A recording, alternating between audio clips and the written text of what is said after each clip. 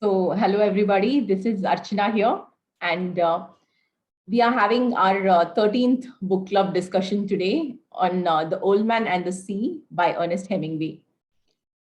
Let me share screen and start the presentation.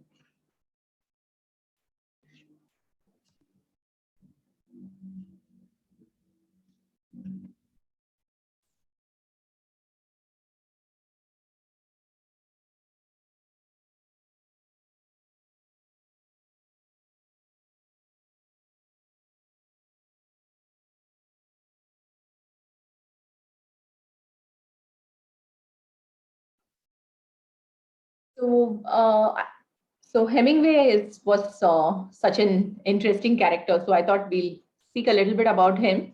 And his writing style was said to have changed the entire American literature.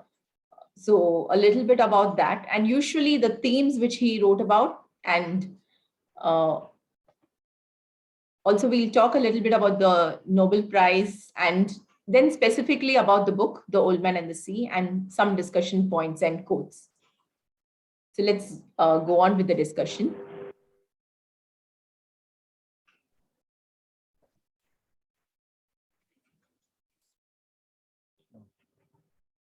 Okay.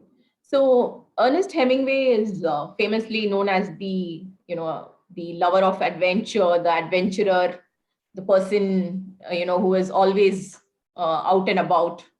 So he was the main reason for this was he was a part of both the world wars. He was injured in the he was injured in the First World War, and and he had to return back, and he went as a correspondent with the Second World War, and over there also he had some he took immense risk to report, and because of that he was also awarded a bronze medal for his bravery during the World War II too. And of course, even in his personal life, he is quite an adventurer. So he married 4 times. And another very surprising thing was that in 1954, he faced two plane crashes on consecutive days. So he was in Africa, and he had booked a charter flight for for his wife's birthday, and they were going out in it, and it crashed into a pole, and they had a bad accident. So but and she had also faced some rib fractures and all these things, and then very next day they were going to take a flight which would take them to the hospital. And the second flight actually it burst into flames as soon as it took off. So again they faced another plane crash, so on two consecutive thing, and that kind of blew up in the world press like anything. And after these two injuries in these two consecutive plane crashes, and the injuries and other things, the concussion and everything that he faced, after which itself he's not been so not been the same person. So he's been quite sick, bedridden, and he also suffered from a lot of physical, not just physical ill health, but also mental health issues. And that very same year in 1954, he won the Nobel Prize in Literature. And but because of his ill health, he did not go to receive it. And the mental health issues, it's said that that kind of kept accelerating for him. And finally, it made him shoot himself in 1961. Uh, so I can say that's a short biography of his whole life. So let's come back to his, I thought it would be more interesting to talk about his writing style and, what made him what he was. So the most special thing about his writing was till Hemingway came into the picture, American literature was more verbose. So there was a lot of description and all those things. And Hemingway was the person who got that sparse and tight, writing into place. And he avoided complicated syntax. Most of his sentences were just simple sentences. He hardly used any subordinate clauses, and even he did not even really use commas. He just tried to use an and finish the sentence with that. There was never any commas in thing. And uh, he had this, there is this thing in literary literature called objective correlative. So it's said that, he would, the whatever he writes, I think I'll go to the next one, you would be able to understand this better. So if to simplify it in a very simple terms, it would be something like what we say as show, don't tell, but that's not exactly the thing. It's more of showing emotions through objects and through events rather than exactly describing the emotion or making the character show the emotion. We'll talk a little bit more about this writing style in the next slide. So, as I said, uh, Hemingway's writing changed the nature and the style of American writing. It was said that this is a style in which meaning is established through dialogue, through action, and through silences. So it's a fiction in which nothing crucial, or at least very little which is crucial, is stated explicitly. So this method of writing was named as iceberg method. In fact, it's Hemingway himself who gave this name, called iceberg method, where the facts float above water, but the emotions and the other symbolism and the supporting structure and everything else operate out of sight. So, so this is what Hemingway describes his method as. So if a writer of prose knows enough of what he is writing about, then he may omit things that he knows. And the reader, if the writer is writing truly enough, will have a feeling of those things as strongly as though the writer had stated them. The dignity of movement of an iceberg is due to only 1/8 of it being above water. A writer who omits things because he does not know them only makes hollow places in his writing. So, this is something usually I've seen also many crime writers talk about this. So where they say that, maybe you're writing about a person being shot. So even though you may not explicitly mention it in the story, but you must know what kind of a firearm it was, what kind of a shot it was, where was the person shot, and how did the person die. So you know all this. Maybe you don't need everything in the story, but if you're not going to mention it and you don't know it also, then the reader knows. They say there's some kind of hollowness in the story. Also, if something is being omitted by you consciously because you've decided you don't want to, state that, and you decide to rely on the intelligence of your reader, then that's different from an editor who comes and cuts out, pieces because they feel that's unnecessary. So that was also something which Hemingway said, that an editor cutting out things is different from a writer deciding to cut out something and not include it in his story. So New York Times, had these words in review of his Hemingway's first novel. No amount of analysis can convey the quality of The Sun Also Rises. The Sun Also Rises is Hemingway's first novel. It is a truly gripping story told in a lean, hard, athletic narrative prose that puts more literary English to shame. And this was what was told by the Nobel Prize Committee when they awarded him the Nobel Prize in Literature in 1954. His mastery of the art of narrative, most recently demonstrated in The Old Man and the Sea, and for the influence that he has exerted on contemporary style.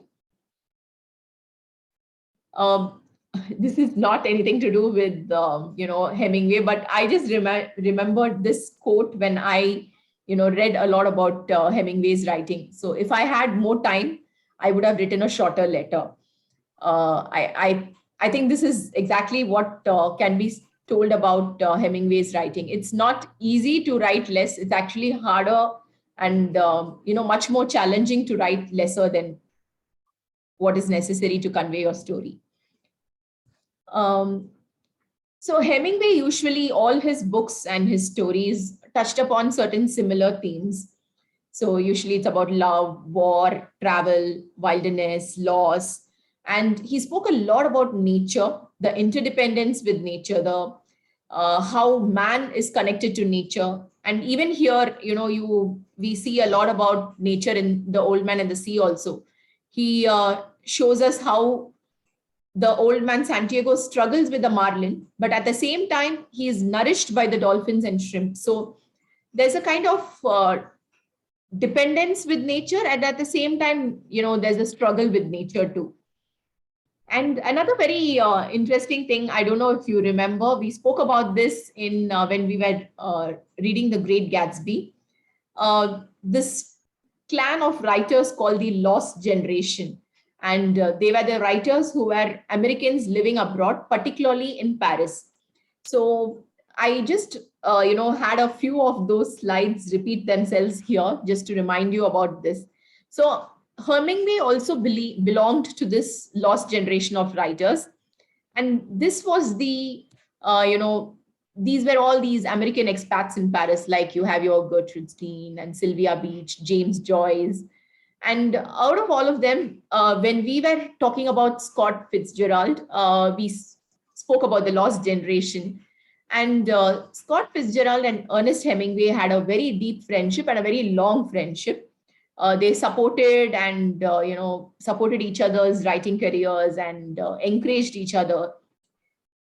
So basically, this lost generation of writers, they felt that there was nothing in the traditions which they had inherited, and they had this kind of feeling that the World War and everything had been a useless exercise. But at the same time, it's not like they were sad and upset because they were lost. It's just that they just called themselves as this lost generation. They had nothing to, inherit from the previous generations. So in fact, it's said that Hemingway's writing is also sparse because he says the world wars have literally sucked out all the words from the writers. So now we are only left with little. So we can't write a lot. That's just a funny way in which he tried to, come across of his style. It's fashionable to state that they just found it very fashionable to state that they were disillusioned, but they were usually filled with a lot of energy and optimism. They had this wonderful party culture and they enjoyed their life. But they were dissatisfied with the American civilization and they preferred to live elsewhere, here, usually Paris. And they had a fascination for Paris and other European cities and the European culture. This was again a slide which we had seen earlier in Great Gatsby. So Scott Fitzgerald and Hemingway were very good friends, but Hemingway did not like Zelda, who was Fitzgerald's partner. And he said that Zelda was always encouraging him to drink, and she did not want Fitzgerald to work on his novel. She just wanted him to keep churning out these short stories that he can sell to magazines, earn money, and support her lifestyle. And he used to always reprimand Fitzgerald for doing that. And he used to tell him, you should not do this. You should not write short stories for sale. And he was one of the major, supporters and one of the most important persons who encouraged Fitzgerald to complete Great Gatsby. He was really impressed by the novel, and he wanted to help Fitzgerald to complete it and publish it. Okay, so this was another important theme which Hemingway touched upon in all his novels, as I was just told you, which is nature. So for him, nature conveyed, so usually he's got this very Mako style of writing where, men are the heroes and everything. So for him, nature meant a place where a man could be a man and he could exist without women. He could hunt, fish, and all these activities made him find himself. It was a kind of transcendence. And it was rebirth, rest, and all these things, all these themes for him, and all these things could be found by man in nature. And another thing which he liked to write about was sport. So here also, fishing was important. It was a part of sustenance. But at the same time, rather than concentrating more about fishing as such, if you see, the book also concentrates a lot about the, the athleticism, the efforts needed. And usually when he wrote about other sports also, he did the same thing. So the sport as such were not, wasn't really that big a thing for him as the efforts needed for to shine in it and the athleticism needed in it. Um, so Hemingway won the Nobel Prize in 1954. He was very modest. In fact, the first thing he said was he named the other writers and he mentioned that they deserve it and all that. But he, of course, he accepted the prize money since it was the year of the accidents. So he was in pain and he did not travel. But he sent a speech for that, and it's a very beautifully. I think he very beautifully puts it. Writing at its best is a lonely life. Organizations for writers palliate the writer's loneliness, but I doubt if they improve his writing. He grows in public stature as he sheds his loneliness, and often his work deteriorates. For he does his work alone, and if he is good enough writer, he must face eternity or the lack of it each day. So I think he so beautifully puts it, but then for the writers of today, I think this is something which we are not allowed to do. You are supposed to be on social media, supposed to promote yourself, supposed to talk about your book. So, okay. So before we go to the Old Man and the Sea, maybe I'll just stop the slide share and you can share anything if you want to share anything. Hi, Anupama.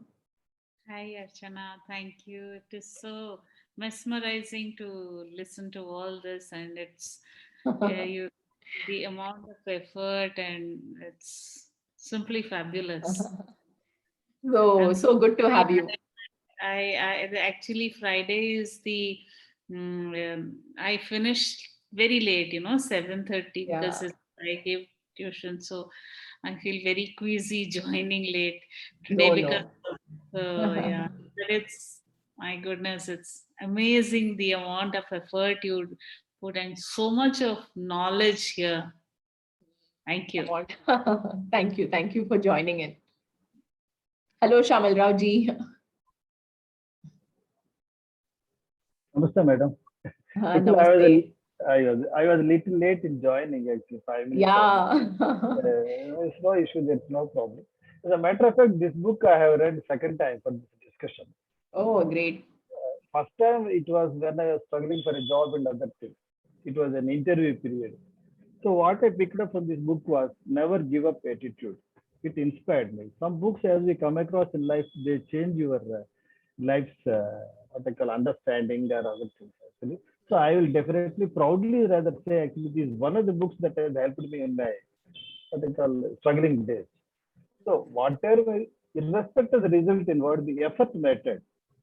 Old man actually the effort that he puts in that Hmm. lonely, it gives you a lot of strength. You can Yeah. equate it with your normal life struggles, if you can put Hmm. it that way. Yeah. Certain things are unknowns, a lot of uncertainty, we don't know about results. But even then, we have to persist and fight for our position Correct. in life. That is the biggest lesson I have got from Hemingway. I thank him for that because that happened long, long ago.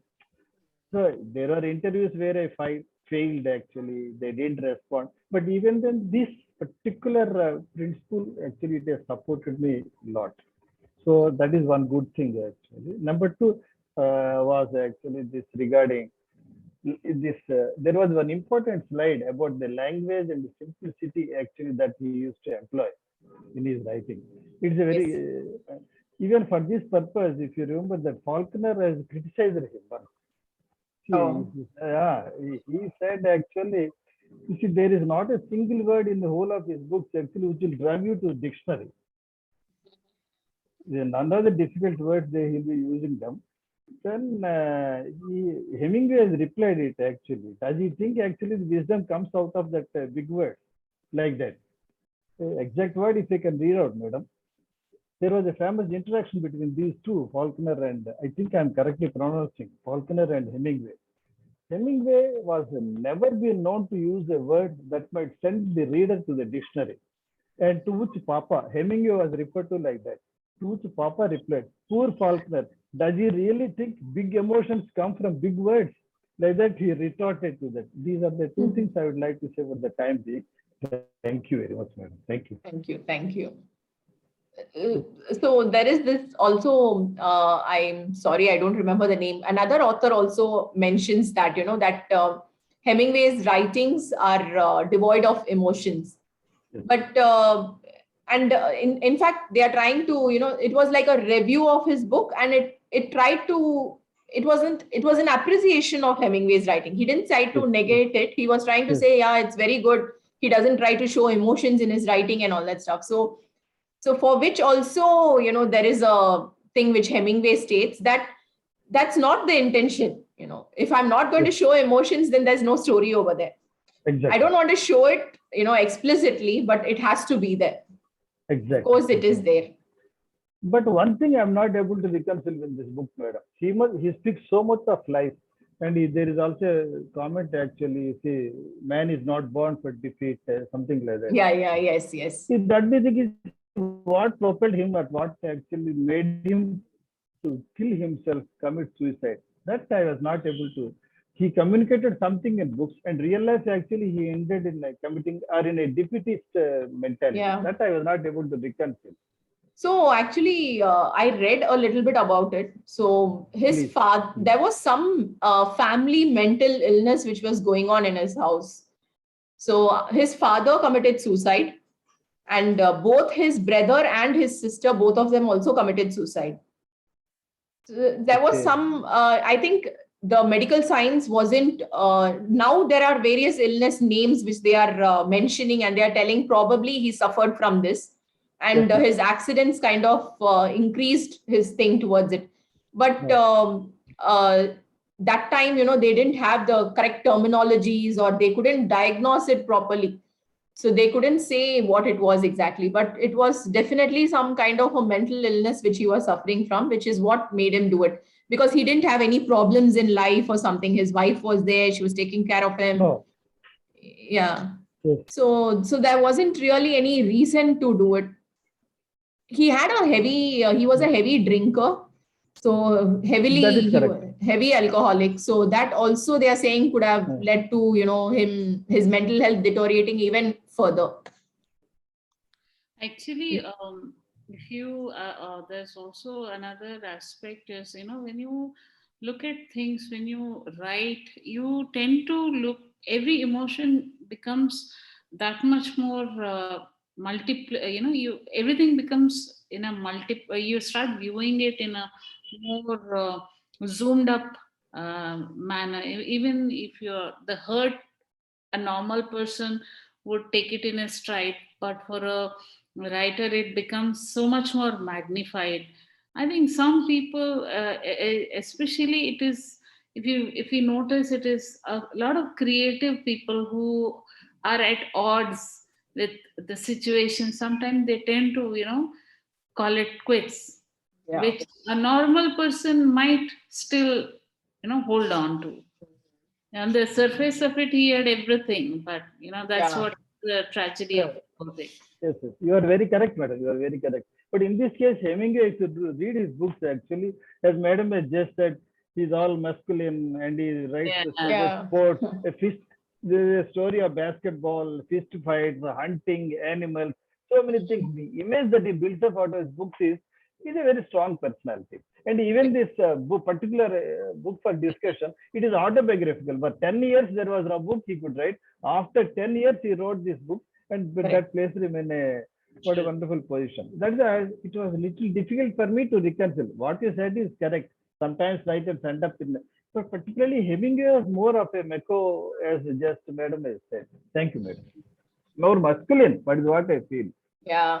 No, I strongly felt that it was like, in fact, his wife, when they first asked her what happened, so she fainted after he shot himself. And then they asked her what happened. So she said he had an accident. She never said he shot himself. For, I think it was after 5 years after his death, that in an interview that she accepted that yes, he shot himself. She didn't even say that, because she says, I still believe that it is an accident, He was mentally sick. He couldn't even, he couldn't account for what he was doing. He was just shot himself. That's what she says. So That famous quote is also there, Nanda madam. yes, It says a man can be, what is that? destroyed but not defeated. Not defeated. That's what they Correct. said. It has got, there is a lot of depth in this quote. Correct. A man can be destroyed but not defeated. That is the Defeated. thing. Yes. Beautiful. And it's a wonderful book you have chosen. Thank you very much again. Thank you. Okay. So I'll continue with the book discussion. Please do.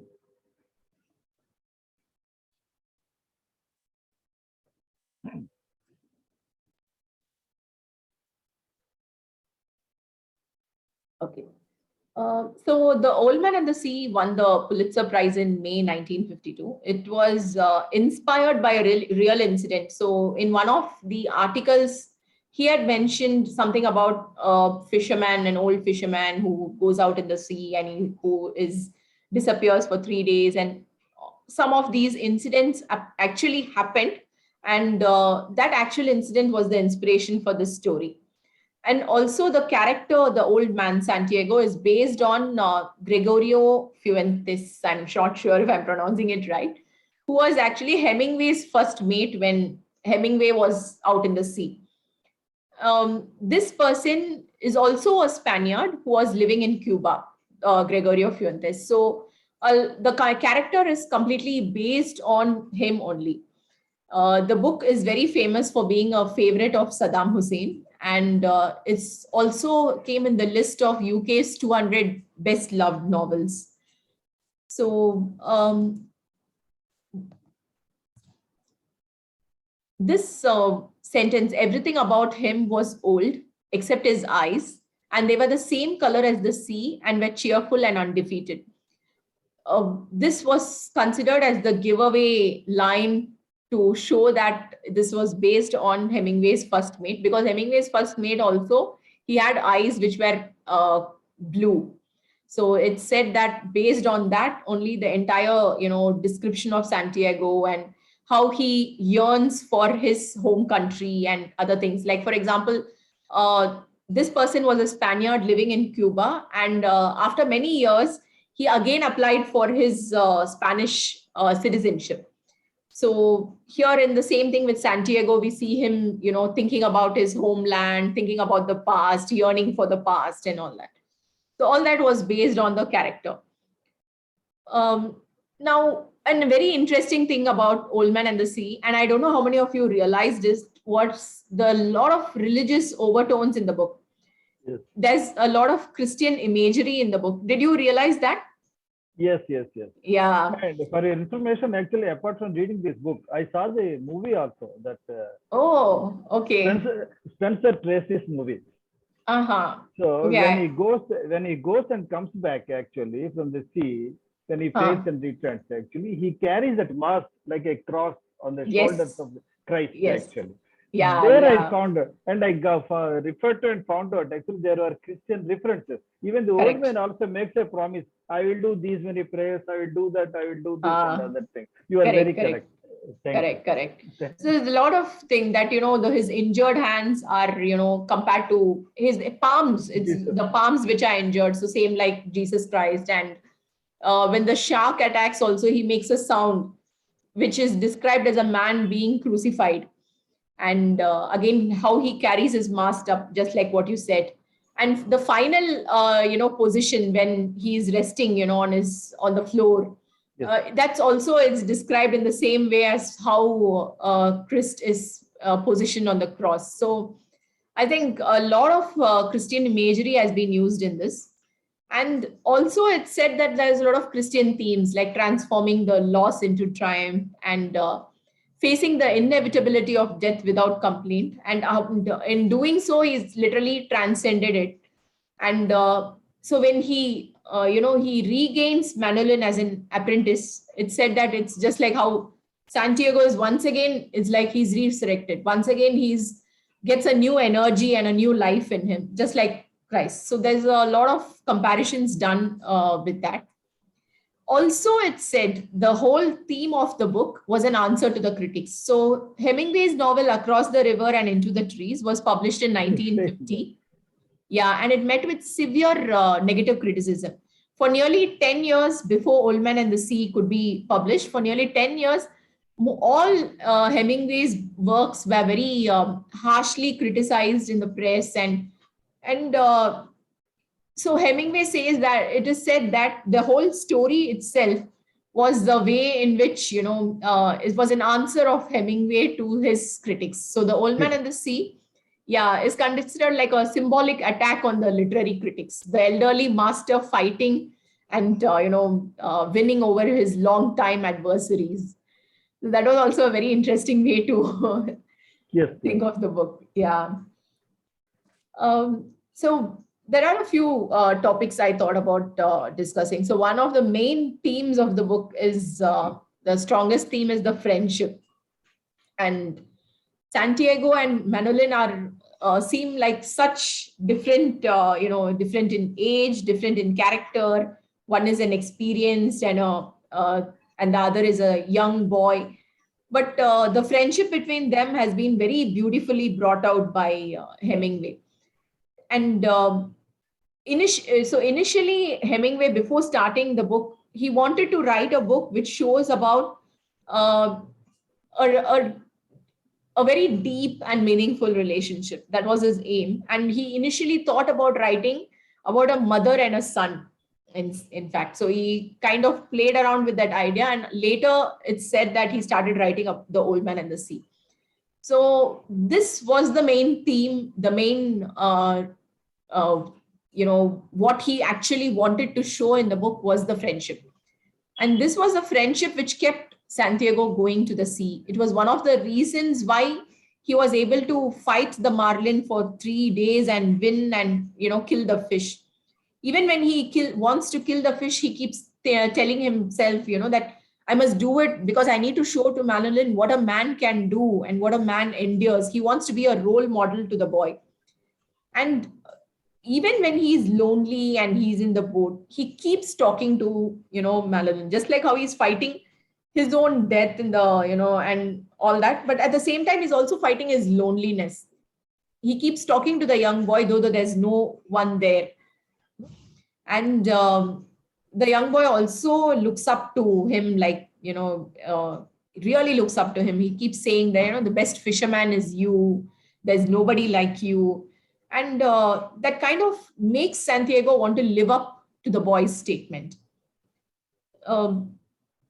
Does anyone want to add anything? Please feel free to unmute yourself. Archana, this is Ranjini. Yes, Ranjini, please tell me. Hi. So, I guess friendship, you could call it that, but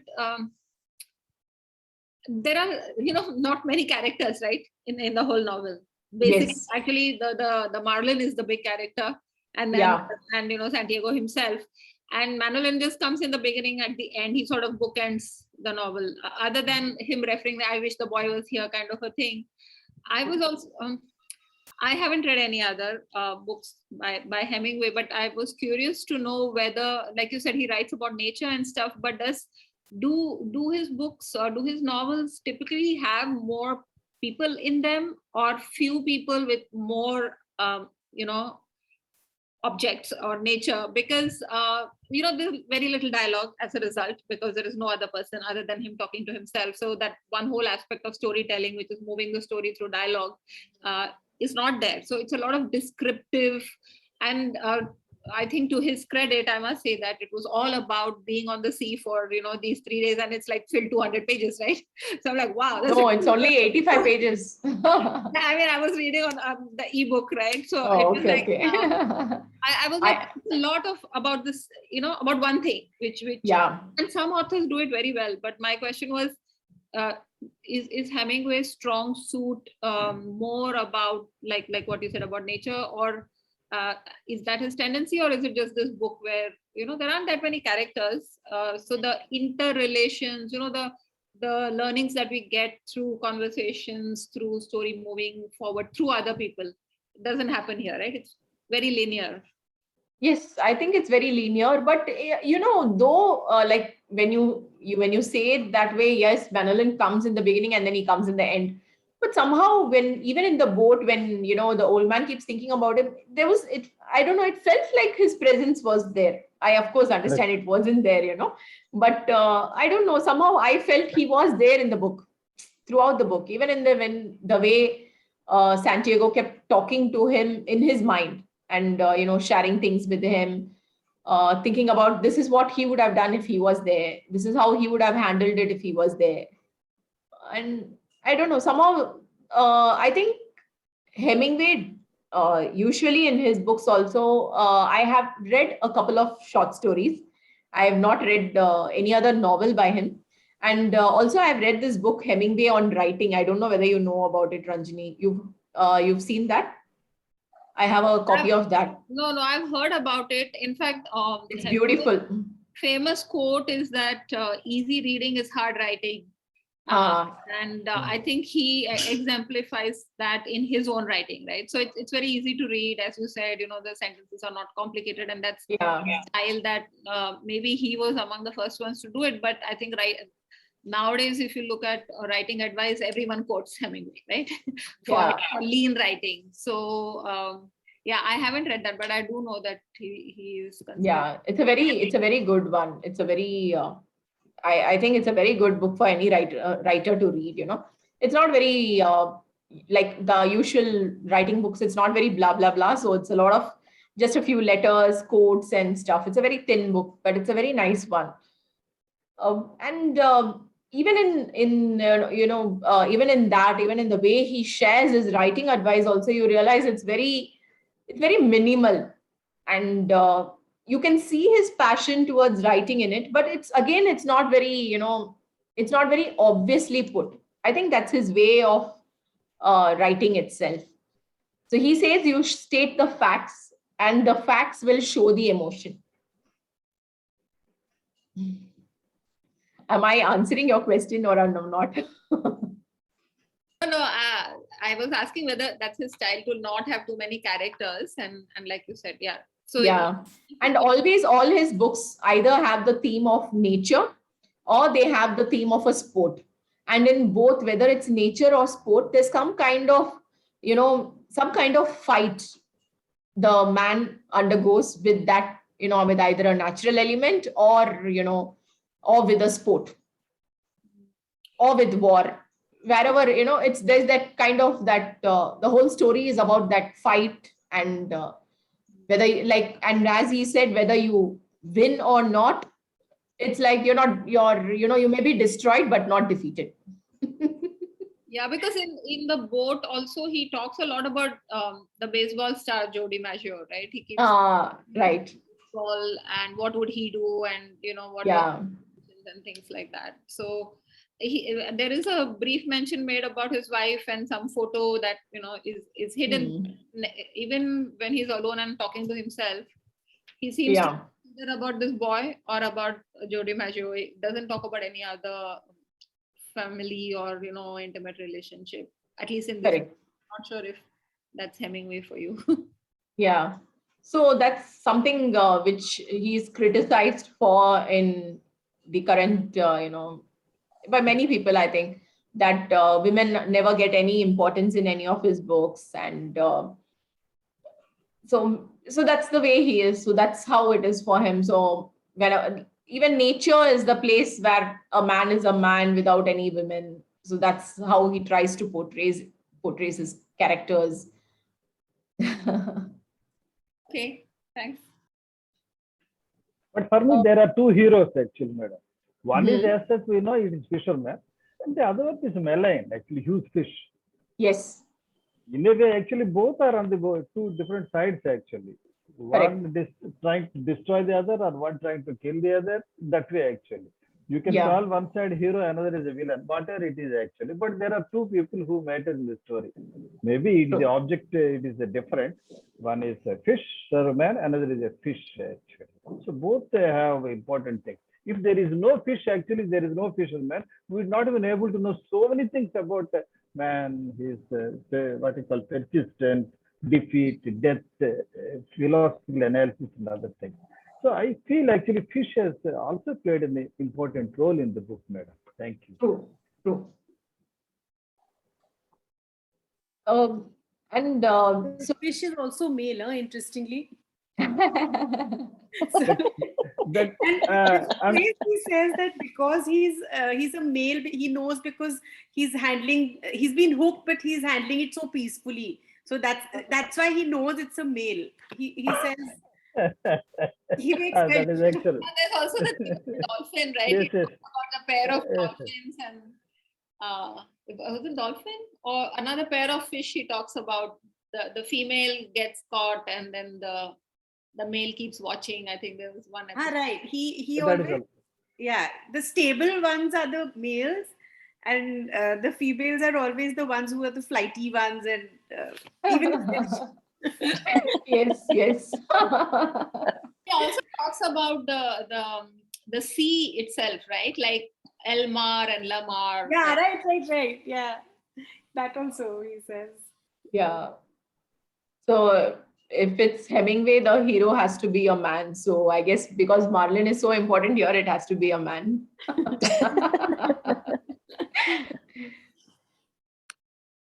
So another interesting thing I think was the kind of humbleness which Santiago had towards the Marlin, you know. So there's also that place when he says, "Come on and kill me. I do not care who kills who." So he has a pride in himself, and I think in one of the places he mentions also, you know, uh, the Marlin is dumb, and that's why, you know, I'm able to, you know, achieve this, and thankfully I don't need to fight the sun or the moon or something. It's only the Marlin that we need to fight to survive. But so that's that kind of humility, but also there's a kind of pride I feel which he has. So I think even there's one place where he mentions, "Did I go, you know, so far out into the sea only because I wanted, you know, to show my pride, and I just wanted to." He doubts himself, you know, am I doing all this only because I want to show my pride? I want to just show that I have the capacity to do it. But at the same time, that pride, you know, spurs him to the greatness, to spurs him to want to fight the Marlin and conquer the Marlin. Uh, when the boy says the best fisherman is you, then he says he disagrees. He tells him no, no. So I think there's a kind of Santiago shows that both the sides. You know, he shows that the pride also in what he was before, and his capacity before, and also the humility when he accepts that there are certain things I can't do. Of course, I cannot fight the sharks and save the fish. And somehow I felt that what Hemingway was trying to say is that humility is not the, you know, absence of pride. You can still have pride, but you can still be humble. And I felt he's done that in a very beautiful way in various places with Santiago's character. And uh, another thing was, why did he choose such a huge, you know, wide age gap between Santiago and Manolin?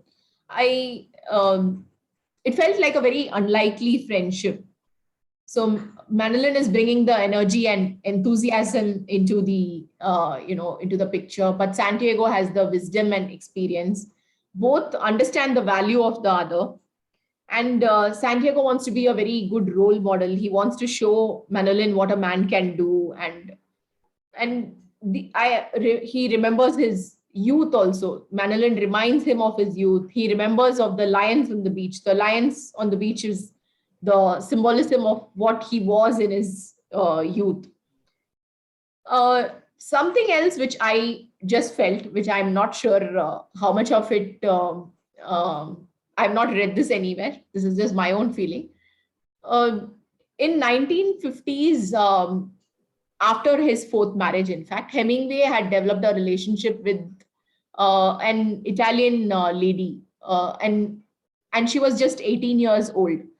And he used to call her as his muse, and he felt that, you know, she was very important in keeping his muse alive and in helping him to write. And in fact, she had, I think, designed the cover of Old Man and the Sea and another book, I think.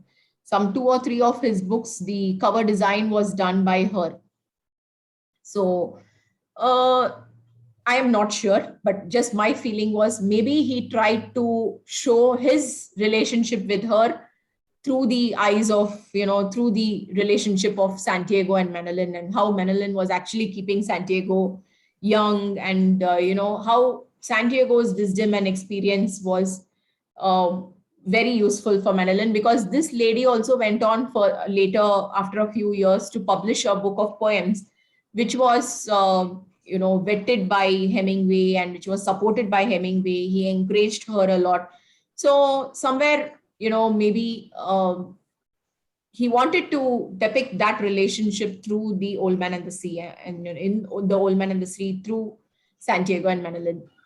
It's just my own feeling. I'm not sure, but it could be. Did you know about this? I'm not aware of this. It's a news. Oh. Thank you. I I don't didn't know. know either. Okay. Okay. Just reading about him, I just felt that, because this also was written around that time when he was in a relationship with her. So I thought maybe Could be. could be. Could be possible. Because the gap is so huge actually. It's Yeah. possible. It could be. He was 50 years old and she was 18.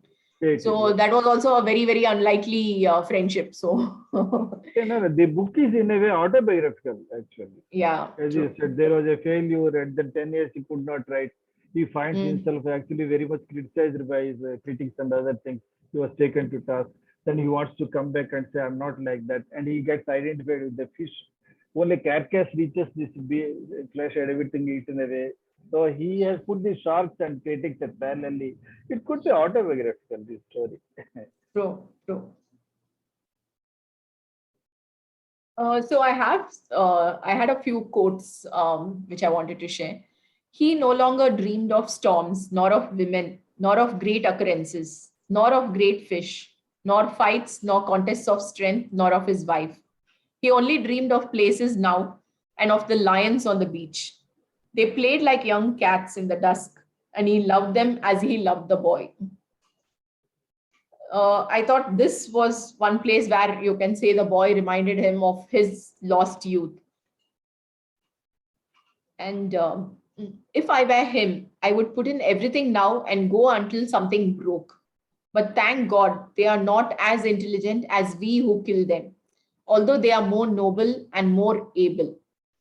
So this is when he says the Marlin, if he just, put in everything and he goes, then he can easily break out of this. But the Marlin doesn't realize how many people are actually there on top on the boat. He doesn't realize that it's only one old man who's there on the top and that he can probably escape from him. So that's where he says, Santiago, thankfully, Marlin is not as intelligent as me. So I'm able to kill him. It is good we do not have to try to kill the sun or the moon or the stars. It is enough to live on the sea and kill our true brothers. Again, I think this is a very humble statement to make. So he agrees that it's not like I need to fight the sun or moon or stars or something. The fish is my true brother. So I only have to live on the sea and do that. You are killing me, fish, the old man thought, but you have a right to. Never have I seen a greater or more beautiful or a calmer or more noble thing than you, brother. Come on and kill me. I do not care who kills who. This was the quote we were talking about. A man can be destroyed, but not defeated. Again, this was also very nice. So when Manolin says that, I'm going to hereafter join you, and he says, maybe, I have bad luck, so maybe you shouldn't come on my boat. So he says, to hell with luck. I'll bring the luck with me. That's also beautiful. So I thought this also could be a place where he maybe talks about something else. He talks about, because he used to feel that that girl was lucky for him and she was his muse. She was what was keeping the creativity alive in him. So probably this is what he tried to say with this. So to hell with luck, I'll bring the luck with me. And yes. I would like to share one quote, ma'am, actually. Yeah. Thank you. I have put it in chat box also. This I liked Yes. very much. Why did they make birds so delicate and fine as though the sea swallows when the ocean can be so cruel. She is kind and very beautiful, but she can be so cruel and it comes so suddenly. And such birds that fly, dipping and hunting with their small, sad voices are made too delicately for this. It is a beautiful description between birds and Yes. sea. Thank you. Don't you think it's strange that he has for his muse, he has this girl, but he's writing only of everything, male and, Yeah. yeah, I found that a little strange because four wives, everything, and suddenly he says, but his whole book, if he thinks of that girl as Manolin, as in if he's drawing that parallel, it seems a little odd, right? Yeah, it does seem odd. But so that's why that's one of the points in which his writing is criticized, that he doesn't give the importance that must be given to the women. And usually there is no important female character in the stories. And even whatever little comments is made or also is not made in a very positive light over, even I think in The Old Man and the Sea also. So he was this very Mako character, and that's how he projects himself in his writing too. Right. Even the present quote which I shared, madam, he calls sea as very beautiful, but she is also cruel. He doesn't. Yeah. And it was very surprising that all the women in his life also put up with whatever he was doing. So, And he was creative and famous. That's a draw. I mean, yeah, for most people. So I guess. true.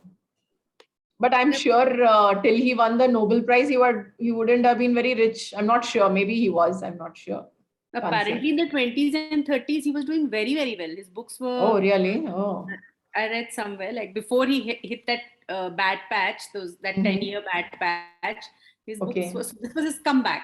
So before Oh. that, yeah, his books are doing well. So Okay. There were other quotes also which I marked about luck, right? You had one quote also. He says, luck is a thing that comes in many forms, and who can recognize her? I thought that was also, sometimes Yeah. what we think as a bad luck may actually turn out to be better, right? So I thought that was True. nice, put in very few words. True. He also says in one place, let him think I'm more man than I am, and I will be so.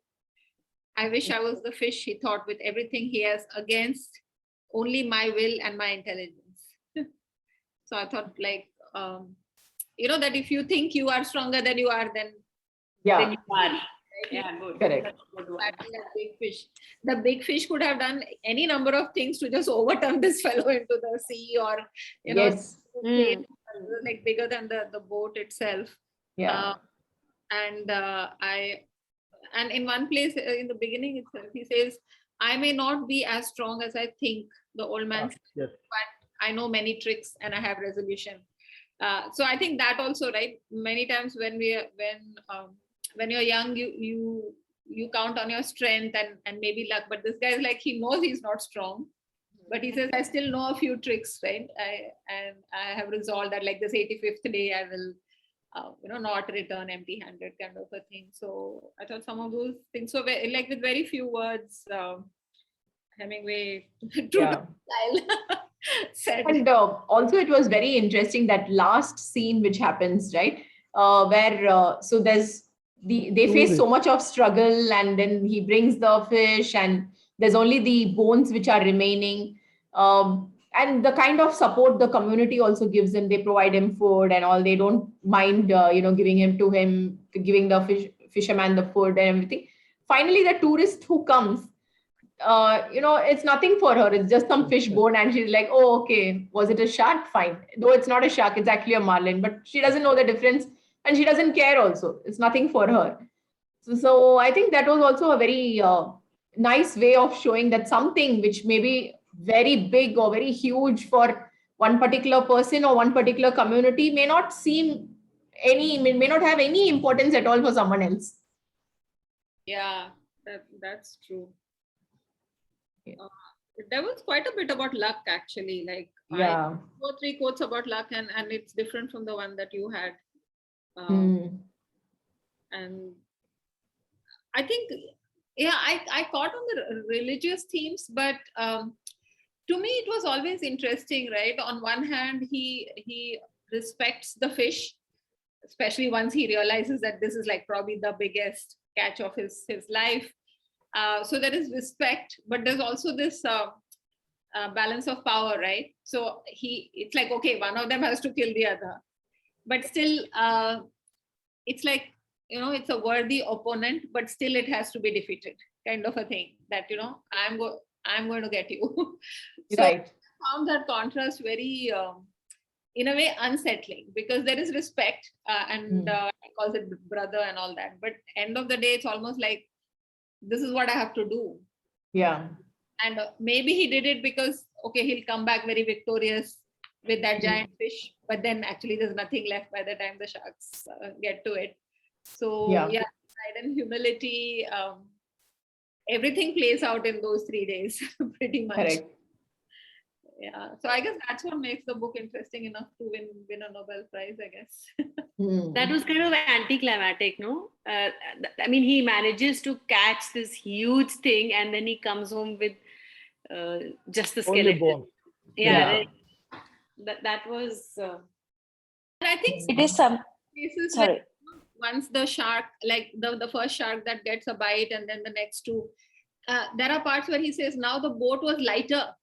He says that. If you really want to read into the metaphor of it, it's almost like, he's shedding that weight, right? So that pride of this catch, and parts of it are literally being eaten away as he tries to survive, and it is lighter, right? So when you drop those pretenses, then I thought those were also things that you could read in if you wanted to read into the story. Yes.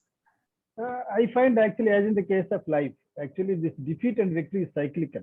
Let us put in the beginning, actually, he doesn't catch any fish for 84 days, he grumbles. That is a question of defeat. Then he catches a very big fish, unusually Maryland big fish, actually, which is bigger than his boat, and it is a victory. And he loses it by the time he reaches the shore because sharks eat it away the flash. So again, a defeat. Now, after that the end actually, he says, I will go again and fish. That is a victory again. So he didn't give up his effort. So it is very cyclical, defeat and then victory, defeat and victory. That's what I feel in the book. Yeah. And he Thank gets back Manolin. So that's a big victory. Yes, yes. And he also says, That is it. one place about that cyclic thing, right? He says, perhaps I should not have been a fisherman, but that was the thing I was born to do. So yes. come back to like, what is it that you need to do? So yeah, one day, many days he was unlucky, then one day he was lucky, but then again next day he has to get up, and when he's strong enough he has to go back and fish. Correct. So, those are also nice things. The beauty in his writing is he makes you to think, because he gives so little actually. You have to think actually what is behind it, what he wanted to say, what he has left unsaid. That actually is important in his writings. It's very simple. And I can also say, actually, I come across one small, what I call a review of this book by this Faulkner. I will put it in the chat box, I'm putting it, and read out. He says, he has written it in 1952. Faulkner agreed to a single paragraph review of This Old Man and the Sea, Washington and Lee University's literary journal, Shinodaha, something like that. He says, he is the best. Time may show it to be the best single piece of any of us. I mean, his and my contemporaries. This time, he discovered God, a creator. Thank you, madam. Very beautifully put. No, it's from Faulkner, actually. He is best. Only 2 words he has summed up his review. He is best. Really. Suchi, you wanted to say something? No. I was just saying it is like, I don't know, like it's like Mahabharata war. I mean, at the end of the war, you really don't gain anything. But that is how it is. Correct. His kind of his struggle and everything. And again, he's it's kind of a circle of life kind of a thing. And again, he's starting the whole thing with a positive note. Okay, I will bring my luck. He's getting back his Manolin. And again, you Yeah. go that way. I was really thinking that, Suchi, in 2-3 places I thought of that, because like just what we were discussing now, where he says, this is my job, this is what I'm supposed to Yeah, do. And he calls him a exactly. brother, but at the same time he fights him, which also felt a lot like Huh. Mahabharat, Yeah, true. Even I felt that, that just a person needs to do his duty. The Huh. kind of, Like you, yeah, because you are a fisherman, you have to do it. That's it. But That's then it. even if you feel you, that is how it is. yeah. Yeah.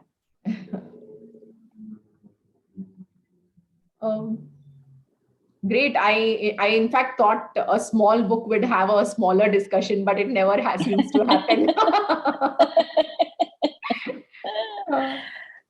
So when I was making the presentation yesterday, my husband was asking me, I thought it's a small book. What are you doing for, 35, 40 Yeah. slides? What are you doing?